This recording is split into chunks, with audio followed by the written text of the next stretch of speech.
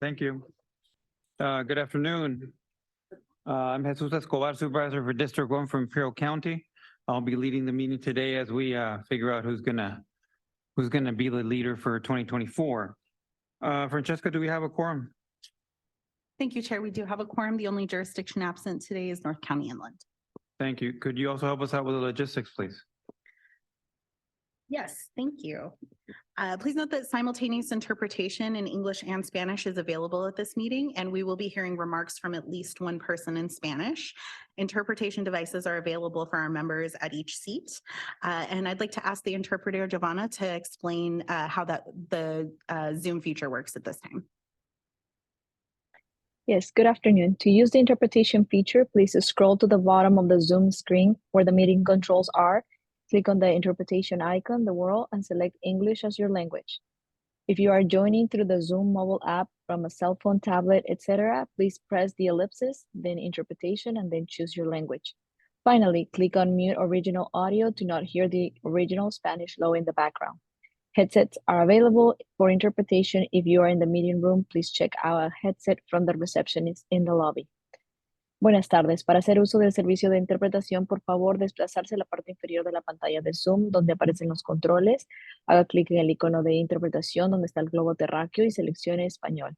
Si está utilizando la aplicación móvil de Zoom desde su celular, tableta, etc., presione los puntos suspensivos, luego interpretación y luego el idioma. Si no desea escuchar el audio original en inglés en el fondo, por favor, seleccione silenciar audio original.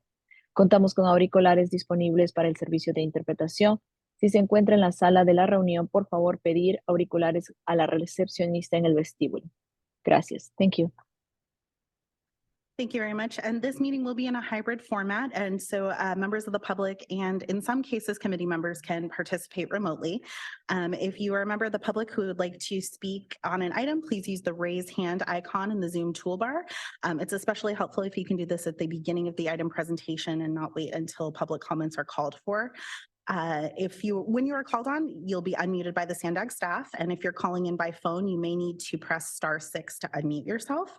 After your comments, you'll be muted by the SANDAG staff. If you're calling into the meeting, please press *9 on your phone if you'd like to comment on an item. And all comments, whether emailed or made live during the meeting, will be made part of today's meeting record. Thank you, Chair. Thank you, Francesca. Before we continue, I'd like to take a moment to acknowledge the land that we call home, and that tribal nations in our region have historically faced injustices. We acknowledge the harmony that existed between the land, nature, and its original peoples, who have since endured displacement, persecution, and systematic oppression. We pay our respect to unceded territory, that homeland, not sure what that word is, so I will omit it, of the 18 tribal nations in our region, the most in any county in the United States, from 4 cultural groups, Cumye, Dieguiño, Luiseño, Cupeño, and Coahuila. This land was nourished, healed, protected, and embraced for many generations in a relationship of balance and harmony. As members of the SANDAG community, we acknowledge this legacy. We aspire to learn from indigenous traditional knowledge and experiences in undoing the injustices of the past. We share strong historical and cultural roots that unite us with all our neighbors.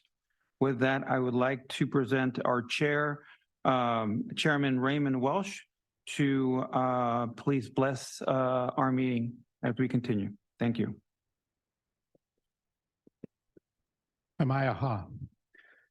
We thank you for today. We thank you for this opportunity to get together and discuss transportation issues that face our communities. We ask for good words and to respect one another. Oyeyahan, Amayaha, Ayayahan, Ichpe. Thank you. Thank you, Chairman Welsh. My apologies. I should have asked everybody to stand. I did not. So my bad, and that won't happen again.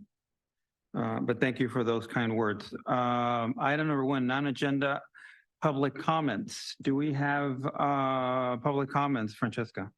Thank you, Chair. We do have 2 public comments on, 3 on this item. First, Truth, if you'd like to step up to the podium, and then we will go to Blair B. on Zoom. I'm back, like Jesus once said, same bad place, same bad channel. It's clear that this committee has been hijacked by a single agenda that only benefits the federal government and Tijuana with American taxpayer money. Americans had to literally sit through the history of Tijuana at a borders meeting. We don't need to know that. We need to know when the dangerous highways like the 67 are going to be fixed with the transnet taxes as promised. We need to know when the crack streets are finally going to be repaired. The people are demanding representation and are not getting it. While representatives from Mexico get all the time they want. But this is what it's really about. The great binational mega region that must be consolidated by the United Nations 2030 agenda. The goals that the United Nations won for the cities for the horizon of 2030. Guided through the 2030 agenda, creating once again a mechanism that will be in some way supranational, where we'd have this binational association of governments. First test is actually today, the first experiment. That was in February. Thank you. Our next speaker will be Blair B., followed by the original draw. Hi, Blair Beekman here. At the previous Board of Directors meeting, Board of Directors said goodbye to the Mexican ambassador to SANDAG. He's moving on to Los Angeles. I think as a testament, by moving to Los Angeles, he's done a really good job here. I mean, I've been here a year and I can just really feel he's done some important good work as a part of a whole process that SANDAG works together towards in building good relations with Mexico. I'm just really impressed with border issues. I think with current national security issues of Israel and Gaza, something's very calm and peaceful at the border. I think that's part of the work that you guys do to create that safety. So thank you. Good luck in continuing that work and effort and accountability, good practices. And sorry for the flood issues. I hope we can talk about that in some way today. Thank you. Thank you. Our next speaker will be the original draw. You can go ahead. Yeah, Blair, I'm not sure you understand what's happening at the border. The UN and we are paying to transport individuals. We are trafficking human beings across the border. They are coming into the county and many other places being transported, be given free health care. They can join the military. They can get a sex change if they want. They get all the help that the homeless don't. I was doing a point in time count and I came up on a jackpot of illegals, and they're getting more help than the people that are on the streets that I was counting. And the people on the streets that I was counting have to sit there and wait for help, be put on a wait list. And you know what happens when you cross the border and then you're a military age man? You can just come right across and we'll give you transportation, we'll give you food, we'll give you shelter, we'll give you anything that you need, we'll give you money. And you guys sit here and you're engaging in the UN's agenda and they're facilitating this and we're helping facilitate them to do it. So our money is going towards this. This is you're not protecting the border. You're not doing what needs to be done because you care more about a world design capital than protecting the people and making sure that our borders aren't breached and that there are sleeper cells that don't wake. Thank you. That concludes the public comments on this item. Thank you, Francesca. Briefly, I'll do committee membership updates. Representing South County, Carolina Chavez. Take a bow. From the city of Chula Vista, and Council Member Mitch McKay from the city of Imperial Beach. Mitch, are you here? No. Mitch. North County Inland, Mayor Dan White, city of Escondido. And Council Member Joe Garcia, also from Escondido. North County Coastal, Deputy Mayor Terry Gasterland, and from city of Del Mar, and Ryan Keem from city of Oceanside. One person's here. Hi, welcome. I want to just say it's a real honor to be on this committee. I am so very interested in the Otay Mesa East. I think that's going to be a phenomenal changer for the entire county. I see it as the utmost importance, and I'm very glad to be here. I have to apologize because today I need to leave early because I'm teaching at 2:30 and I don't want to be late for my students. Not a problem. Welcome and thank you. And also wanted to welcome Everett Townsend, Caltrans Acting Director, District 11. I believe he is not here. Robert Aboud and Karen Jewell. But I'm sorry, I'm repeating myself. Oh no, it's repeated here. Okay, so we're good to go. Anybody that I missed that are new members?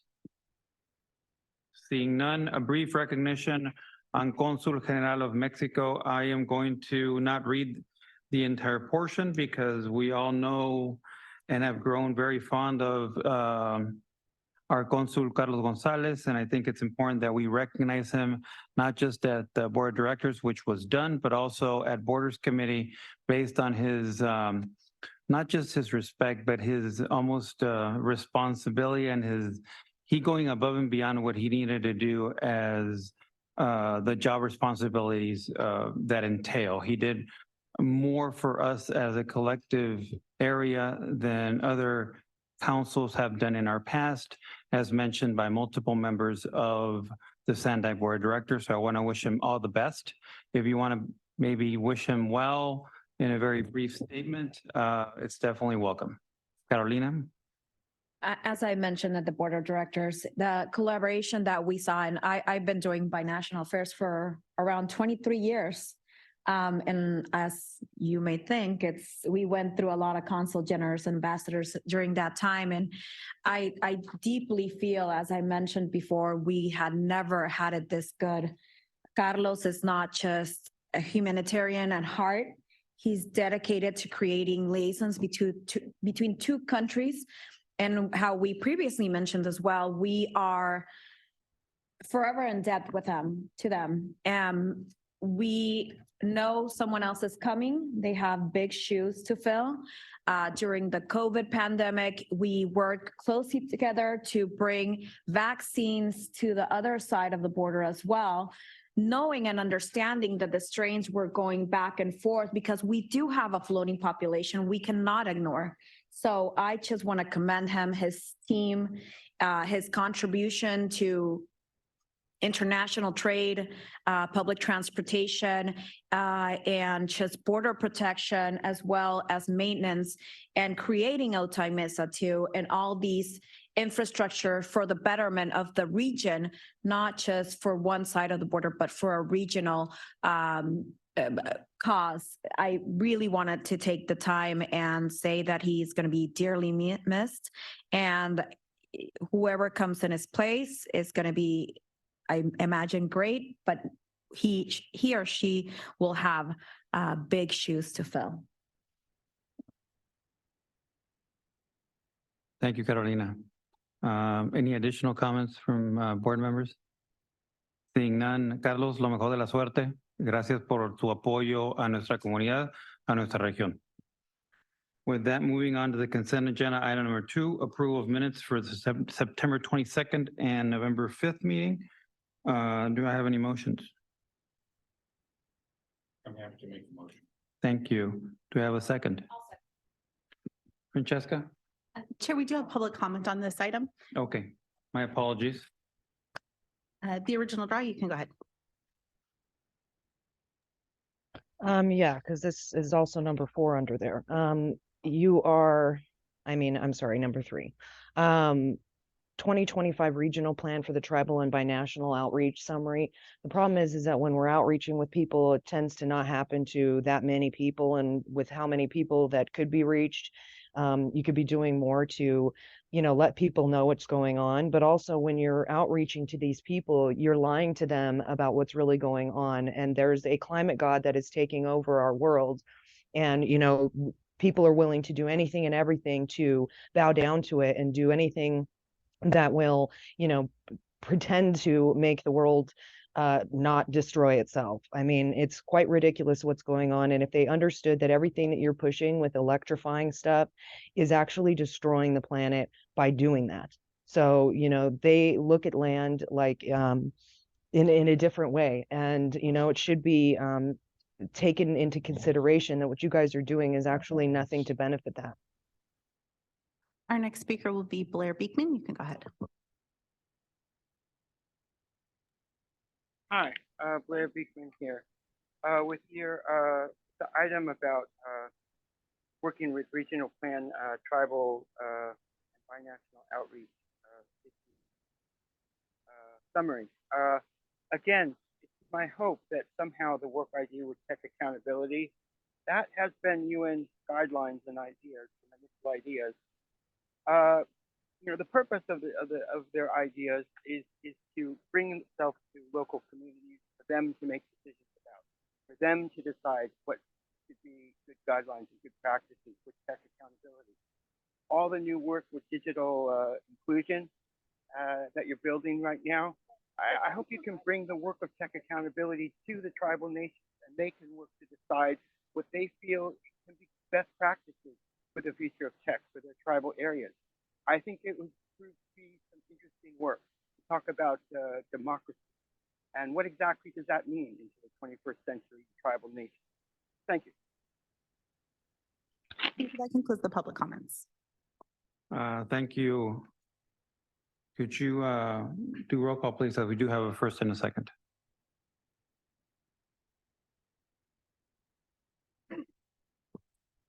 Thank you. For South County, Councilmember Chavez. For East County, Councilmember Dillard. Here. For the City of San Diego, Councilmember Moreno. Oh, did she? I'm sorry. Councilmember Moreno is absent. For the County of San Diego, Supervisor Anderson. For Imperial County, Vice Chair Escobar. Yes. For North County Coastal, Deputy Mayor Gasterland. I'll abstain since I was absent. Thank you. And for North County Inland is absent. And that item does pass. Thank you, Francesca. We will be, if it pleases the board members, we will be changing the roll. Instead of going 4, 5, and 6, we will be going 5, 6, and 4. With that, item 5, 2024 World Design Capital. My Nugent 2024 World Design Capital. I would like to introduce Mai, who's a board member of the World Design Capital, and she will also be joined by Joanne Salazar. Or am I missing anybody else? Laura is Oh, Laura Arajo will be joining us virtually. Thank you. Go ahead. Floor is yours. you need to press the microphone too. Aha, it has to turn green. Good afternoon, everybody. I'm Mai Nguyen. As you mentioned, I'm the board chair of the World Design Capital, but also the director of the Design Lab. And it's an honor to talk to you about the planning that we've done for the World Design Capital. We've spent the last 18 months putting together an organization, hiring staff, and really starting the planning and implementation of our designation year. It's 2024, and here it is. So it's great to share what we are going to be doing this year with you. World Design Capital is an opportunity and it's a platform in order for us to work across the border to design a better future for our cross-border region. It's the first time that a city in the US has received this designation. It's the 9th time it's been designated, and cities from all over the world have been designated in Europe, in Asia, and Africa, but this is the first time a US city has been designated. It's the first time that a region has received this designation. Other World Design Capitals are all cities. So this is a much bigger endeavor than previous World Design Capitals and a very historic designation.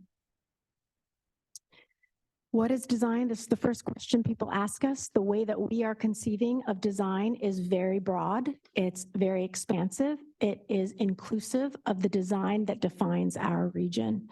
So cross-border design, life science design, transportation design, all of the design that makes us unique. SANDAG has been part of the World Design Capital since the very beginning. We've had SANDAG staff members on our advisory committee and have been guiding us through this process. And so what defines design in our region are all of you here who think about design and designing good regions, but also all of the other aspects of design that make San Diego Tijuana unique. This designation is given out by the World Design Organization, so it's a global designation, and it's and the World Design Organization has over 200 members. And what that means is it makes us connected in a global way to all of these organizations that are part of the World Design Organization. The journey started about 10 years ago, so this is not something that just happened overnight. It's been in the process and planned in our region and a very community-driven design process for the last 10 years. We've got lots of financial support from a variety of institutions across our region. And I wanted to go over the official program very quickly with you and hone in on some interesting cross-border projects and events that I think would be of interest to this group. We've got 366 days of design, activations, activities, events, and we have a full calendar that's on our website that you can check out. But here's just kind of a smattering of the calendar of events. We also have an interactive map that will help people to actually move around the region and attend these events. And we've got over 300 community projects. We have received over 400 submissions. We reviewed them and endorsed over 300 initiatives that will happen all throughout the region and all throughout 2024. These are just the ones that are happening in the first quarter. And here are some cross-border community initiatives. In 2024, ULI will be hosting a binational symposium. It's a 2-day event, 1 day in Tijuana, 1 day in San Diego. And it's really to bring US, Mexico connections that will focus on design for resilience. There's also art, lots of art happening throughout the year, a pop-up exhibit spotlighting transborder students and their daily journeys across the border. And then Tijuana Innovadora is also engaging in a strategic planning exercise that would reimagine what our region would look like. And it's a community engaged process that they're going through. We also have identified projects that we think will have a lasting impact so that these are projects that will continue on after 2024. So although this year is a year of celebration for us, the work that we're doing will continue on for decades. Here are some examples of these impact projects. Some of them you're very familiar with. The binational transit extension that I think SANDAG is also involved in. Kumeyaay Design Exhibition, that this is an exhibition at City College, and it will honor the rich history of Kumeyaay design in this region. You know, when we think about the Kumeyaay region, you know, there is no border, right? The whole region is between San Diego and Tijuana. The binational ped loop that SANDAG's already been working on.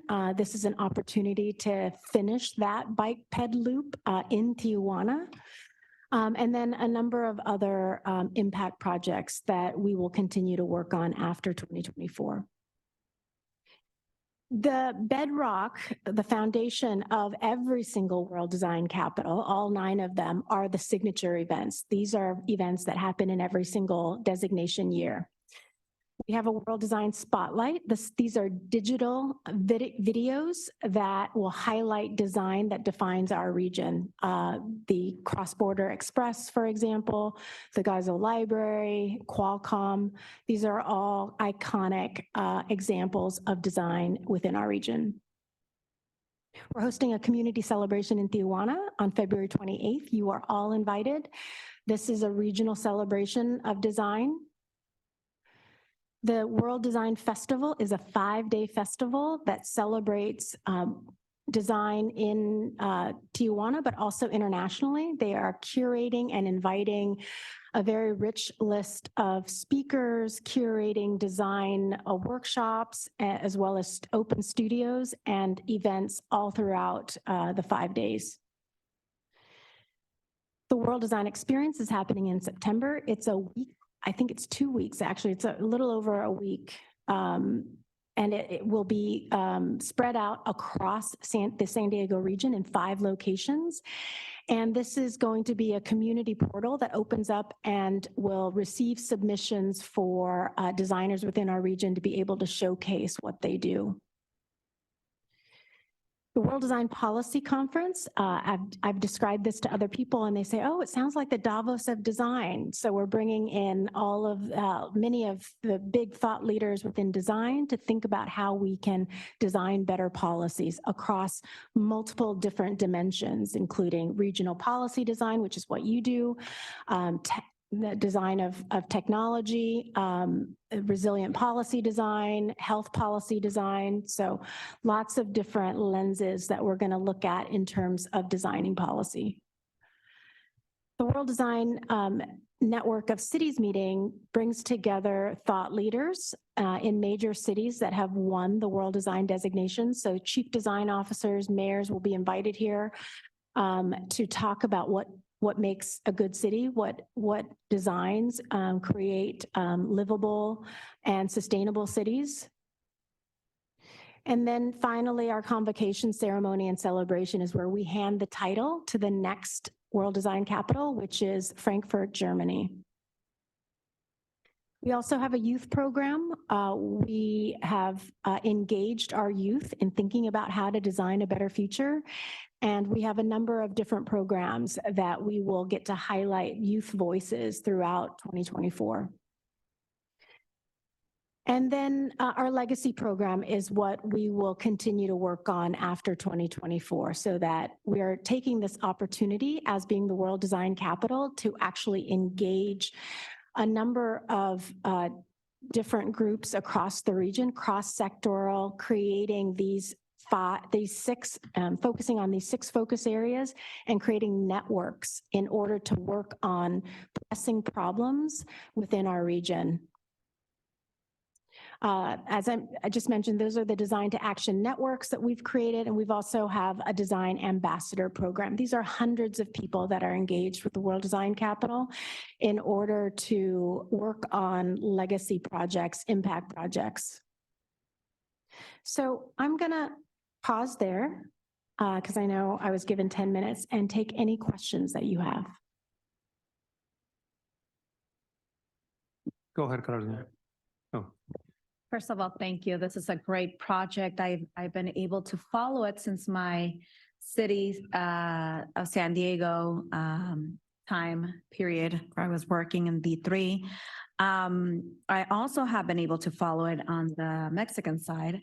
I want to congratulate you for all your efforts and for shining a light in the region.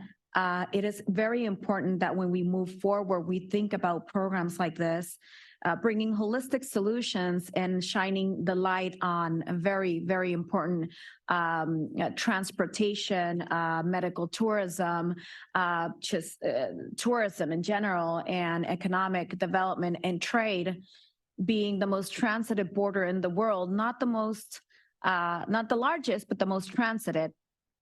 We are responsible for billions of dollars in international trade.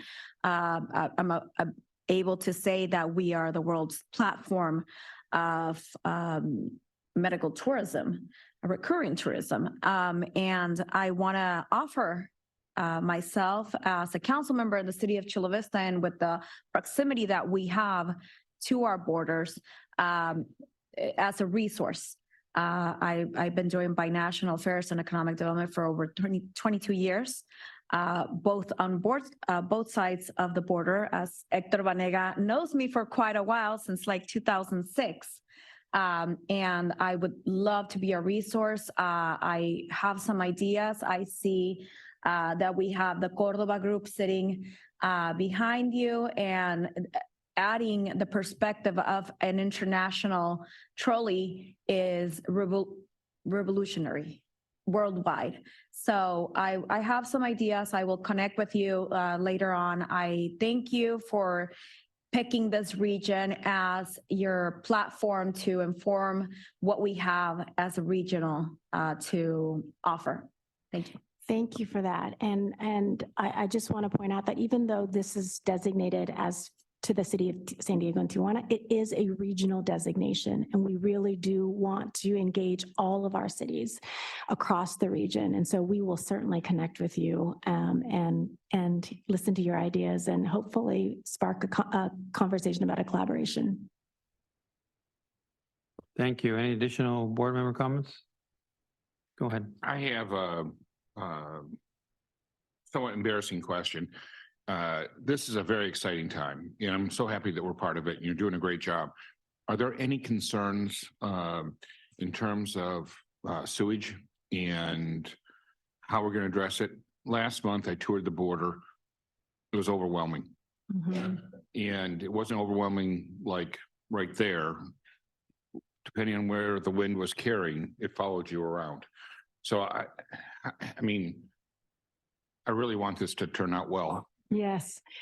So we actually did receive a tour of that region from Chairwoman Nora Vargas. And we are in conversation about how we can leverage this year, leverage our networks. We have a whole group of planning and placemaking experts in order to advance change on that very topic. And so this isn't going to be solved in 1 year, our designation year. It's something that we're committed to working on for the long haul. Thank you, Supervisor. Additional comments? Seeing none. Mai, do you want to continue?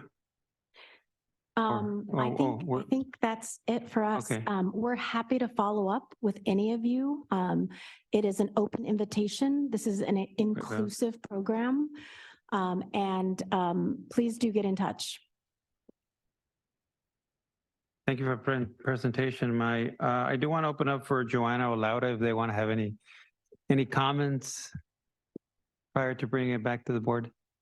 No, you know, Mai does such a beautiful job in explaining what we're all about. And it's difficult to explain what design is and why it's meaningful for any one of us. But for our region, we're such a unique place. And there are and have been so many barriers put up to cooperating in this region. Yet we continue to find ways to get across the border, to work across the border, and to make positive change here. And that's a big part of why we were designated World Design Capital, because of how well we actually do get things done in this region. So there are problems. There's, you know, the sewage issue is an issue.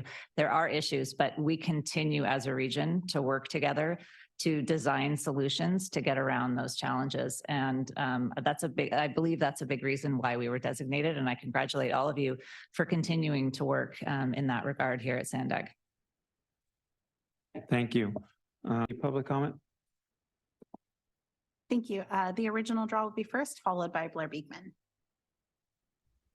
It's really disturbing to hear you guys talking about all of these things because, yeah, their sewage is a concern, but you're only concerned about it because of the smell and you're worried that it's going to not have the things go so well. So that in itself is disturbing. We should want to fix it just for health and safety reasons, not because it's going to benefit this world design capital. And, you know, it's sad to think that you won't even acknowledge that we have an invasion on our border and our national security is at risk right now.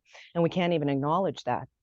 I mean, you might as well just take away the border crossing and have it be open and let anybody come across, because you can go and breach the border and have free transportation, food, carry, like anything. I mean, healthcare, you can join the military or the police department. But if I want to go over to TJ and come back to the United States, if I don't have an ID, I can't come across. I can't get back into my own nation. But if I go around the border, then I can do it. Right? But I'd probably be told that I need to go back. It's only for illegals to do that. So it's just sad to think that you guys think about tourism, trade, economic development, and all of that stuff over the safety of our nation that is at risk right now. It's disturbing to hear you guys talk about this, and that's your. Our next speaker will be Blair Beekman. You can go ahead. Hi, Blair Beekman. DRA, she can make some good points on these issues, but you know, my point was that in spite of what her criticisms, I think something is really positive and hopeful, and that I hope DRA can learn to better talk about and understand and acknowledge that there's something that you are doing really, really well. Thank you. And we are at peace, basically. Our borders are at peace. We're not at war. That's quite an accomplishment, and I think it has a lot to do with the work that you do. So good luck in continuing good efforts to talk about the future of housing for the area, trafficking issues that is important to DRA. How can San Diego help with the future of trafficking issues? That's important. Thank you for talking about sewer issues. Yeah, a nice item. Thanks, guys. That concludes the public comments on this item. Thank you, Francesca. Joanna, Laura, and obviously Mai, thank you for the presentation. This is awesome. I want to thank Design Forward Alliance, UCSD Design Lab, and Vernon Center for Community Advancement, and obviously the cities of Tijuana and San Diego This is very impressive, and I look forward to this coming year because there's multiple activities and multiple tasks at hand that should come to fruition and should be very exciting and are very exciting. Thank you, Chair. Thank you for offering us this time and platform to share this with you. And I thank you on behalf of all of our partners. Thank you, Joanna. Prior to moving on to item 6, any additional board member comments?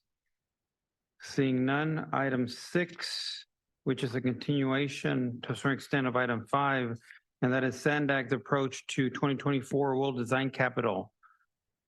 Hector Vanegas, Marisa Mangan, and Zach Hernandez will be presenting an update on the designation of the San Diego-Tijuana binational region as the 2024 World Design Capital. Go ahead, sir. Thank you very much, Vice Chair Escobar. I'm very pleased to join my colleagues here, Marisa Mangan and Zach Hernandez, and also following the splendid presentation from the World Design Capital that is a designation was granted to our San Diego-Tijuana region. I just want to say that this is something that, as Mai said, it doesn't happen every day. And for us in San Diego, we understand these things happen, that we are, one region. Our region with San Diego, sorry, I don't know what is happening on my head right now, changing from that seat to this. We understand that San Diego is not an isolated community. We are not a cul-de-sac. In fact, it's all the opposite. We are very well connected with all of our neighbors, including the counties of Orange, Riverside, and Imperial that are represented in this Borders Committee. Also with the 18 tribes also represented in this committee, and of course with Mexico. So the designation of the San Diego Tijuana World Design Capital is something that is not away from our work. And that is why perhaps on December of last year, the Board of Directors approved a resolution that is attached in your report as Resolution 2024-13. In that resolution, we describe what we understand as the San Diego-Tijuana region, the 18 cities and the county of San Diego, the 3 municipalities south of the border, and the 18 tribes of San Diego. So with that understanding,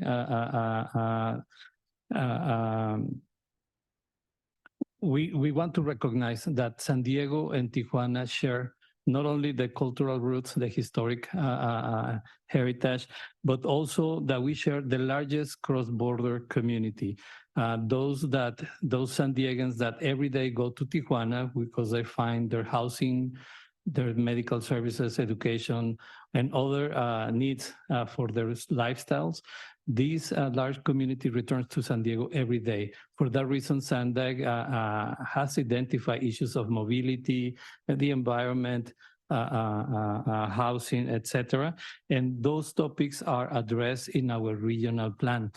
Coincidentally, you have been informed we are in the process of developing the 2025 regional plan, and that is addressing many of these topics.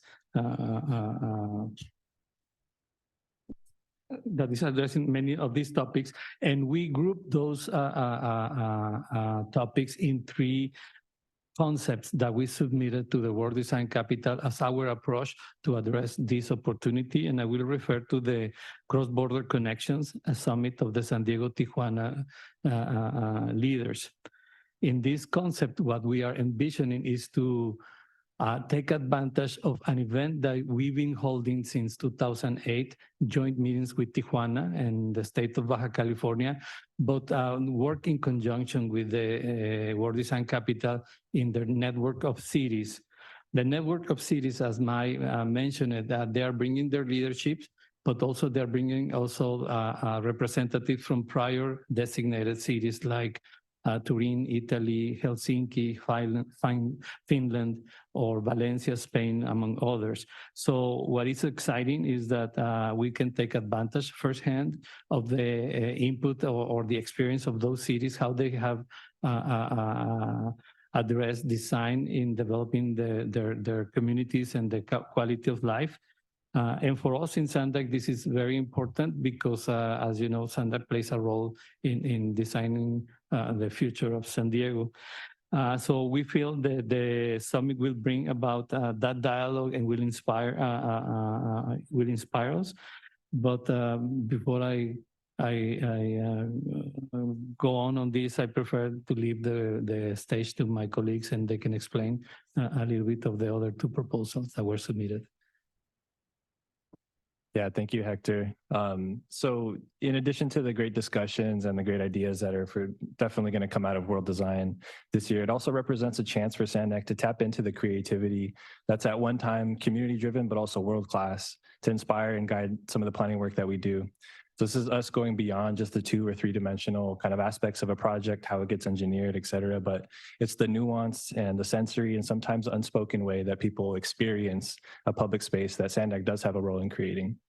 Often our process tends to kind of focus solely on the function or the public benefit, like reducing VMT and GHT, transit ridership increases. All those things are very important. That's why we're here.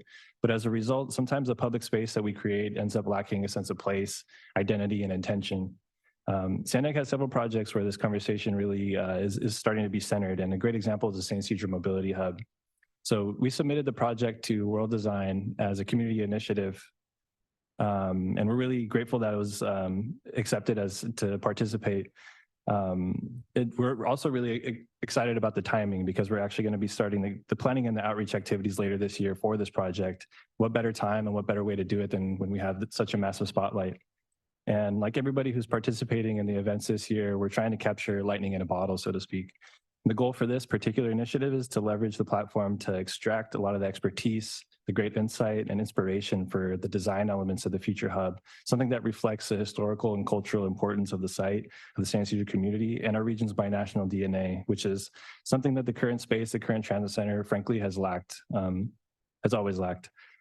The end goal or the product that we're driving at for this engagement is the creation of somewhat of a multidisciplinary, multi-dimensional design guidebook that's going to ensure that World Design leaves a lasting imprint in the future for the future hub.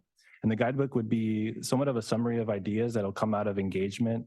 And we're still kind of strategizing engagement, a timeline, et cetera, but it could include things like design pop-ups, which would be smaller, more intimate activities, scaled up to design talleres or workshops where we get schools and institutions of design together to generate content for this guidebook. Scaled even further up to hosting discussion panels with distinguished leaders in the design community, binational community, elected officials, and what have you, to talk about how do we anchor design and art, et cetera, in the space of the future hub.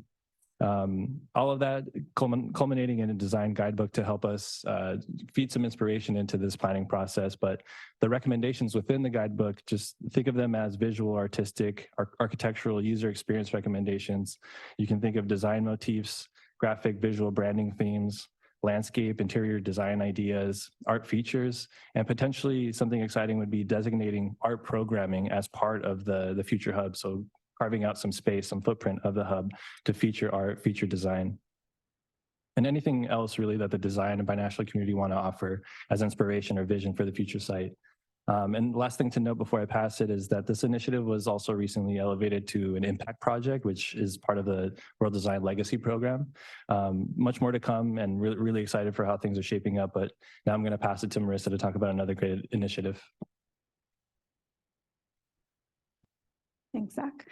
In addition to a cross-border summit and all the design activities Zach described regarding the San Isidro Mobility Hub, the third item we're proposing is an Urban Core and Connections design showcase. So we realize that downtown San Diego is very well connected to all parts of our region on this side of the border, in addition to fully connected to the Tijuana region through roads, rail, bike and walk kind of connections. And so what we're going to do in 2024 at SANDAG is take a look at some key corridors feeding into and serving downtown for a lot of our mobility needs. Trolley corridors on CN Park Boulevard, for example, the Broadway corridor through downtown that serves a lot of our buses, Pacific Highway, it's our Bay to Bay connection between downtown and Mission Bay, and they all offer opportunities where we can be more efficient with our mobility planning and needs, but also really define the public realm in a much better way, the way people experience using the corridors as they're going to downtown and spending time in downtown. We plan to, in the fall, propose having a showcase where we can feature and use that as an opportunity to engage the public and design professionals and share some initial corridor concepts that we have that have been infused with urban design elements. That, along with all of the other events, we're happy to kind of include as part of the work we're already scoped to do as a regional planning agency. And we welcome any other ideas and participation from anyone here on this committee and the design community at large as we put these activities together. That was our brief update. We'll make sure to come back to this group as we make more progress on scoping out some of the activities to support the World Design Capital calendar. And thank you for your time. Thank you for the presentation. Really appreciate it, Marisa, Zach, and Hector. Francesca, do you have any comments? Public comments? We do. Thank you, Vice Chair. We'll start with the original draw and then go to Blair Beekman. So I'm a little bit confused as to how this is going to work with the climate action plan, because you're wanting to reduce GHGs and all this. And if you're going to be increasing tourism and, people going to one destination back and forth, and Mexico doesn't have a climate action plan and all of these regulations like we currently do and continue to change and evolve and get more strict and whatnot, how are we going to, make sure that that doesn't affect the climate action plan? How is that not going to increase your greenhouse gases that you are so worried about? And so, if we can't mitigate that, this seems like a dangerous plan when we have to, state state regulations that we have to abide by. This is going to cause our numbers to be flawed and, skewed by having all of this implemented. So I'm just curious to know what you're going to do to mitigate that, because you can't on one hand say you're going to use it and on the other say it doesn't matter.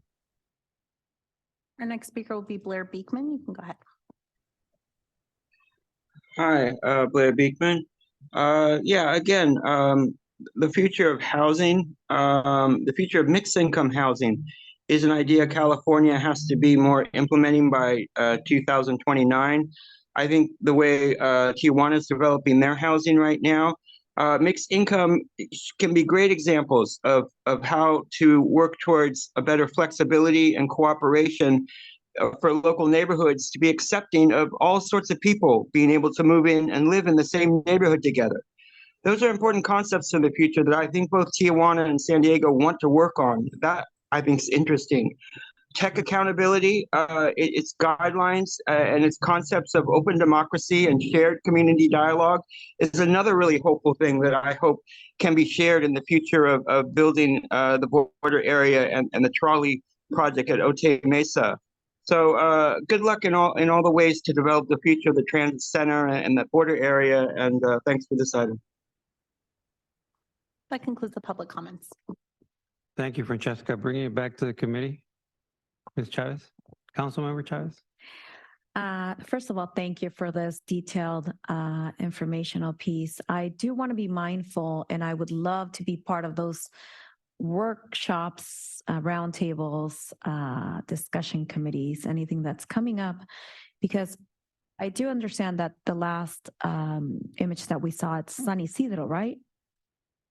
It's the last image in the slide was C Street, but before that was an image of San Isidro, the transit center. Yeah. Yeah. And I just want to be mindful, because as a person that is almost every day traveling back and forth, almost every day, I want to be mindful and cautious about any traffic that this would add additionally to the traffic that we see right now in or around that area. Keep in mind, it's a big pickup and drop-off zone, and we have a large floating population coming through there, as well as a lot of businesses probably being affected. I just want to be mindful, and maybe I need to understand this a little better. I would love to meet before we take any kind of action, and I would even invite Vivian Moreno from the city of San Diego to join this meeting between us and get her feedback on how it would impact San Isidro. Thank you. Thank you, Councilmember Chavez. Any additional comments from committee members? Seeing none, Marisa, Hector, Zach, thank you for the presentation. Appreciate it. Moving on and moving back to item number 4, San Diego and Imperial County Sustainable Freight Implementation Strategy. This will be presented by Mariela Rodriguez and Tim Garrett from the SANDAG team. Welcome, guys. I only see, I'm assuming you're Tim and not Mariela. Oh, you can come up, come on. Share the spotlight. Ladies first.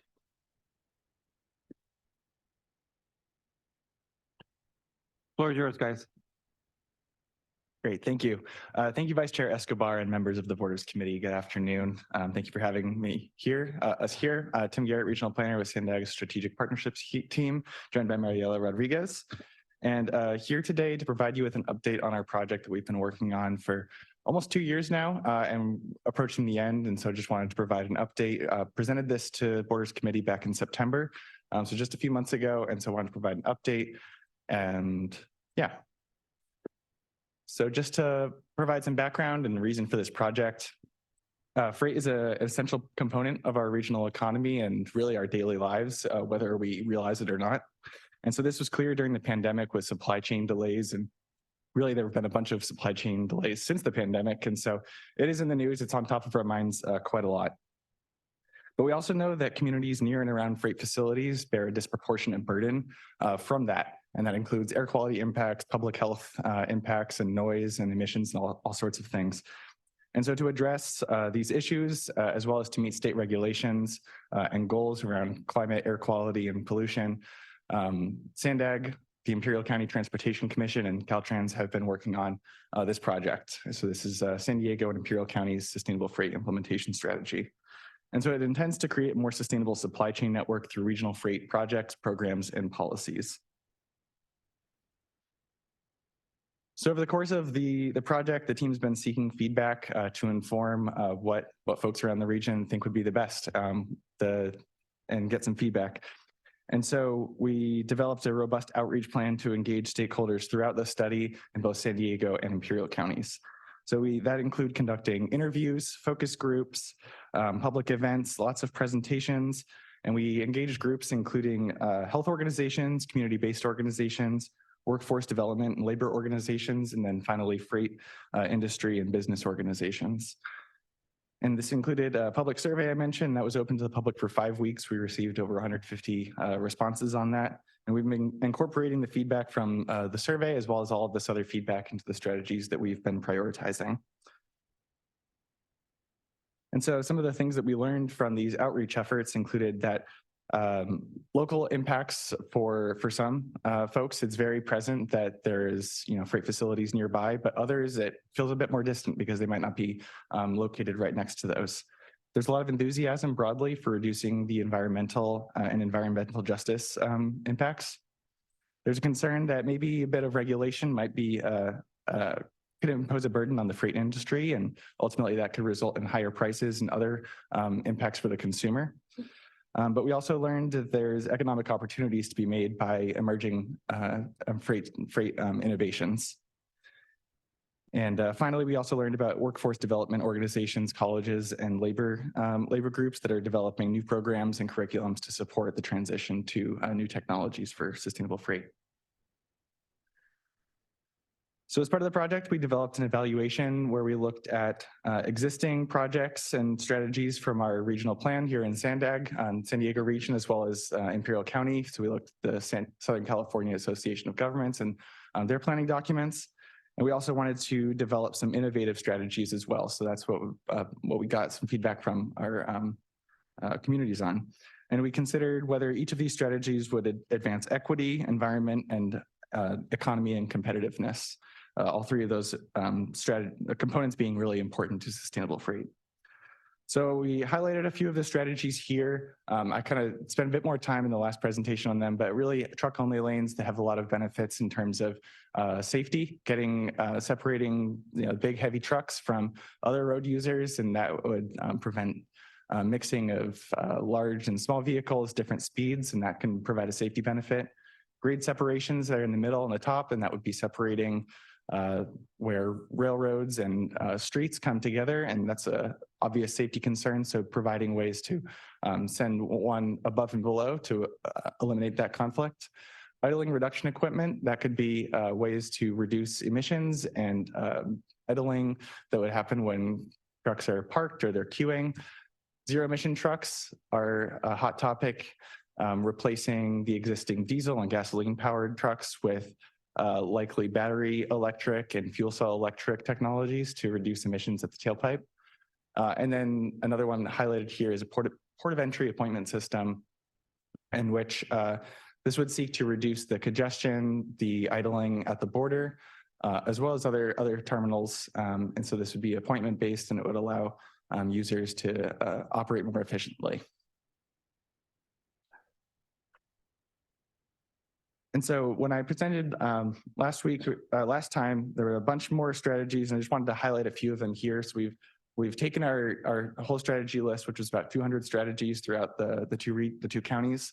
And we developed fact sheets for a smaller subsection of those that are really key strategies that we want to implement in the near term, potentially. And so we wanted to highlight some of the considerations, the challenges for implementation, the benefits that they would provide, long-term or a high-level schedule and cost, and some funding sources that we could pursue to implement those. So this strategy here, zero emission truck charging and parking staging area. The idea with this one is to be a publicly owned and operated facility, a new facility, or it could be expanding on existing ones. I know Caltrans has existing rest areas, and some of those support truck parking. And so there's lots of benefits reducing the pollution, incentivizing zero emission technology, providing resting and waiting areas, which is really important for the drivers of these trucks because they have to take breaks for their own safety as well as the safety of everybody else who's traveling. And providing dedicated facilities would also reduce unauthorized and really disruptive truck parking in nearby communities. Some of the challenges with this is that providing especially electric, the power and the associated infrastructure to these new sites is really challenging. It's really expensive. It takes a long time to design, plan, and build. And obviously the need is now. So that's really challenging. Its initial capital cost is very high. It's really challenging to forecast exactly how much demand is going to be needed and in which locations and when it's going to be needed. And then making sure that these facilities have ongoing operations maintenance plans is also really important.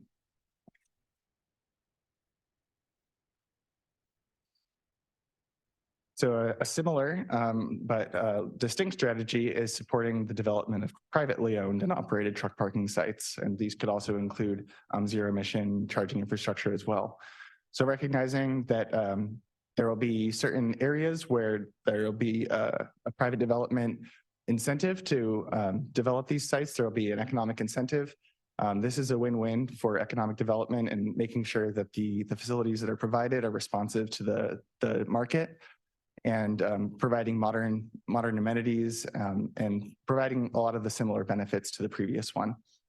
Some of the challenges to make sure that are addressed here are the mechanics to implement, and this would require coordination with local jurisdictions and the agencies that are permitting and have the land use authority. So making sure that they're on board and that they have the support of the communities and their jurisdictions.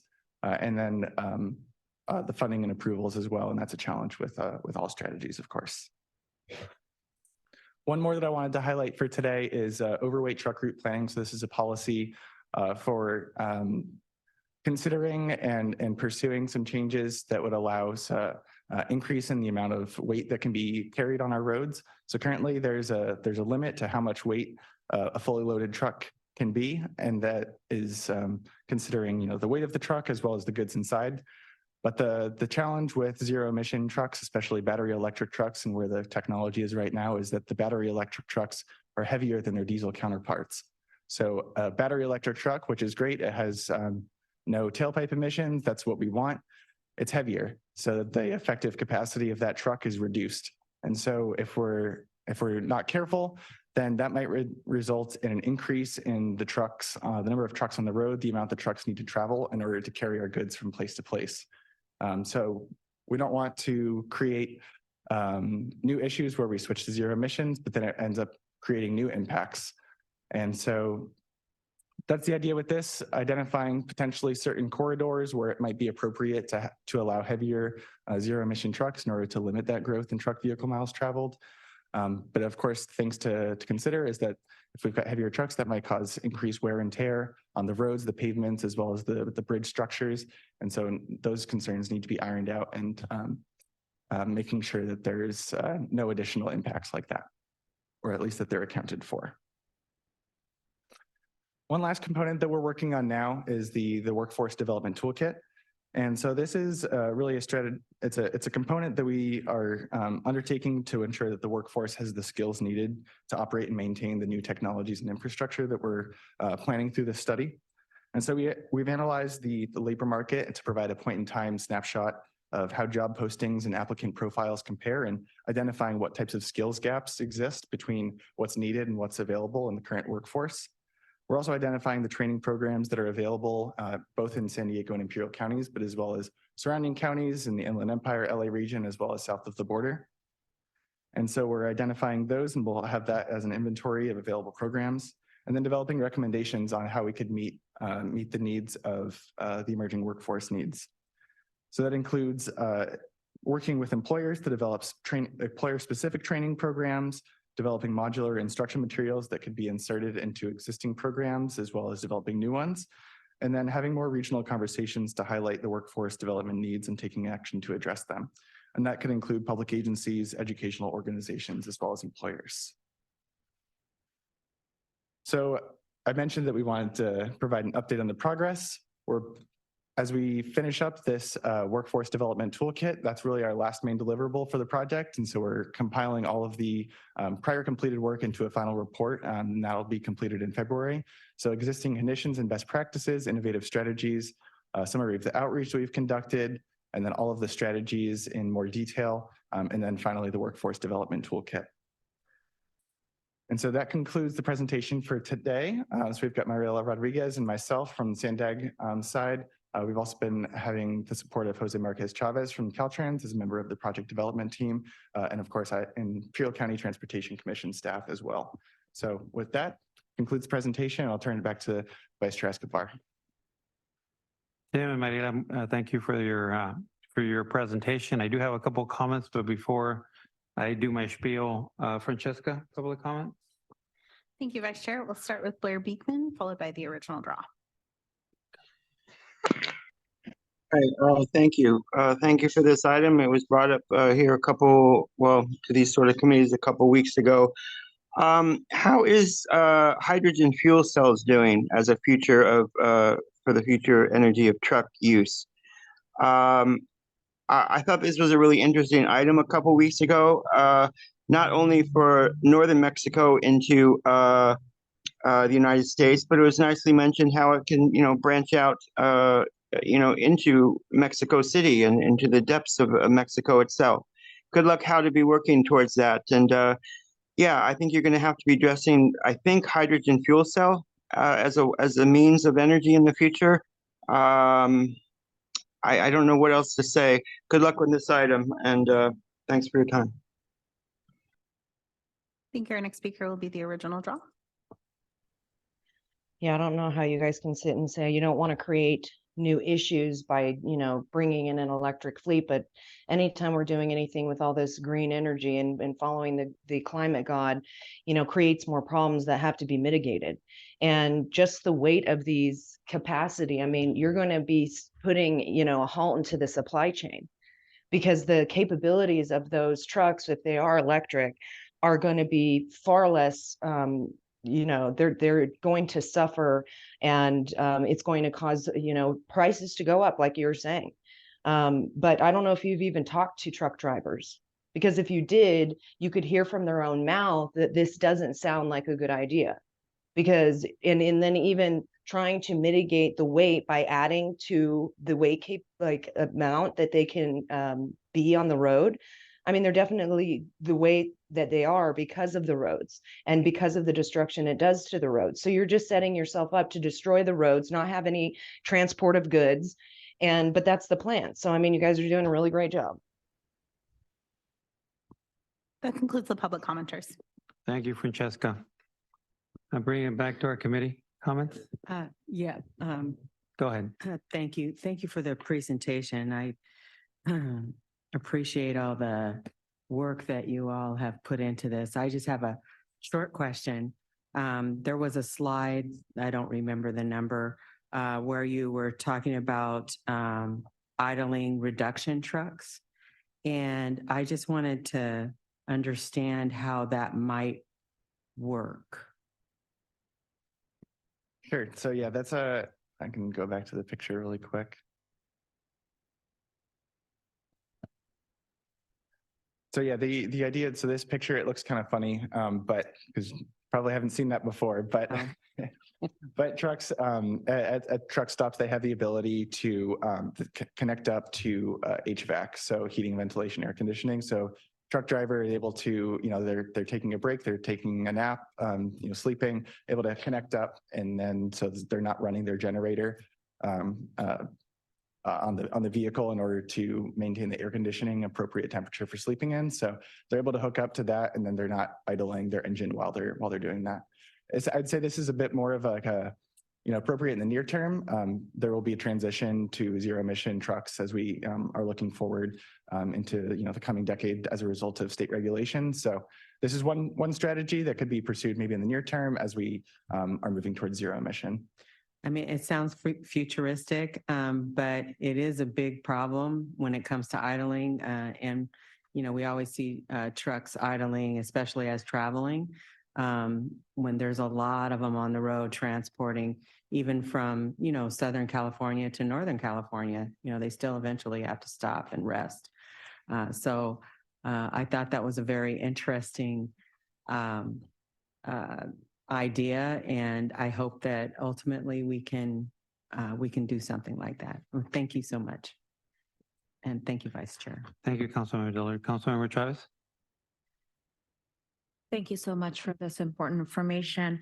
I have a few questions. When you talk about truck-only lanes, I understand what we're saying about dedicated lanes on the I-5 and the SR 905, but I mean, I would imagine that we are also thinking that it's not going to be at peak hours, right?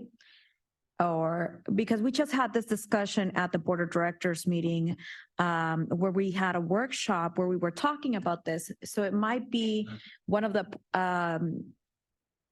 issues that we raised in the workshop south of the 8 South Bay is that we needed to think about how we're going to move trucks somewhere else, maybe to make this efficient. And we're talking about, there's some suggestions there that you might want to touch base, because this was just recently a few hours ago. Moving forward, thinking about Otay Mesa too, and how this border generates billions in trade.